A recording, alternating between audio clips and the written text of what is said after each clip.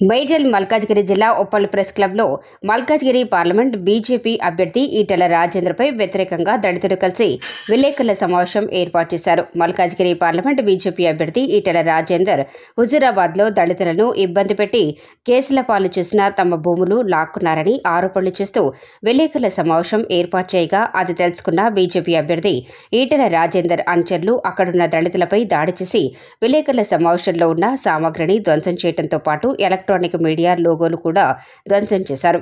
దళితులను వెంబడించి కుర్చీలతో రాళ్లతో దాడికి పాల్పడిన ఈటెల రాజేందర్ అనుచరులు విలేకరులు వీడియోలు తీస్తుండగా విలేకరులను దుర్భాషలాడుతూ దురుసుగా ప్రవర్తించారు. దానికి విలేకరులు నిరసన వ్యక్తం చేశారు.